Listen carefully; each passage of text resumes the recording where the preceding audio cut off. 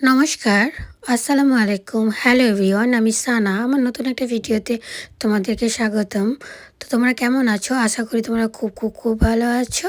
তো অনেকগুলো ভিডিওতে তোমাদেরকে আমি বোলপুরের ট্রিপের শেয়ার করেছি। তো আজকে লাস্ট ভিডিও।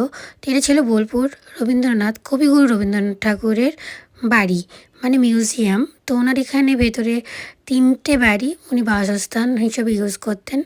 জমিদার মানুষ হলে যা হয় আর কি। আমাদের সময় একটা বাড়ি হয় না, আমরা ফ্ল্যাটে বাস করি। আর এনার তো বড় জায়গা, গাছ প্রকৃতির মধ্যে ওনার অনেকগুলো বাড়ি ছিল। তো এটা হচ্ছে কবিগুরু রবীন্দ্রনাথের ব্যবহৃত গাড়ি। আর এখানে কবিগুরু বৈঠকখানা। তো এখানে ভেতরে অনেকগুলো ছোট ছোট বাড়ি আছে, তার মধ্যে 3টে সবথেকে বড় বাড়ি। তো এই যে বৈঠকখানা, এখানে উনি মানে মিটিং করতেন। আর কবিতা লেখার জন্য তো এরকম একটা সুন্দর শান্ত পরিবেশের দরকারই হয়। তো বুঝতেই পারছো ওনার কবিতা কেন এরকম হতো, তো কেন এত সুন্দর হতো আর কি। তো ভেতরটা খুবই সুন্দর, খুবই প্রকৃতিটা খুবই ভালো, গাছে ভর্তি, যেটা আমার খুব ভাল লাগে। আর এখানে একটা টাকশালও ছিল। তো এখানে আমি যতদূর শুনেছি গাইডের কাছ থেকে, উনি এখানে বাস করতেন, এখানেই থাকতেন। ওনার বাবা এখানে অনেক একর জমি কিনে রেখে দিয়েছিলেন। তো সেখানের মধ্যে উনি এইগুলো বাস করতেন, থাকতেন, এই আর কি। তো এখানের মধ্যে অনেকগুলোই আছে, যেটার মধ্যে এখন মিউজিয়াম করে রেখে দিয়েছে ট্যুরিস্ট ভিজিটের জন্য। তোমরা একবার ভিজিট করতেই পারো। আর এখানে হচ্ছে এখন পড়াশোনা করানো হয়, বাচ্চাদেরকে পড়াশোনা করা হয়। এটা হচ্ছে গবেষণাগার, ল্যাব। আর এটা হচ্ছে বট গাছ, যেটা খুবই ভালো। তারপর আমরা খেতে গেছিলাম ঘরে বাইরে একটা রেস্টুরেন্টে।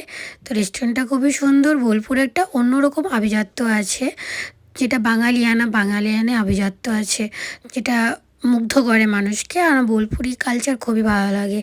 আর আমরা রসগোল্লা অর্ডার করেছিলাম, স্টিম রাইস ছিল গরম ভাতের সাথে, ঘি, চাটনি, পাঁপড়, মাটন, আলু পোস্ত, পোস্তর বড়া, চাটনি, ফুলকপি আলু তরকারি, যেটা খেতে খুবই ভালো লাগছিল। তারপরে ডাল ছিল, ডালের মধ্যে ঝুরো আলু ভাজা। তো আমরা খাবার খুবই এনজয় করেছি। আর রেস্টুরেন্টটাও খুবই ভালো ছিল। তো তোমরা এখানে খাওয়া দাওয়া করতে পারো। খাওয়া দাওয়ার কোয়ালিটি খুবই ভালো, যেটা আমার খেয়ে তৃপ্তি পেয়েছি আমরা।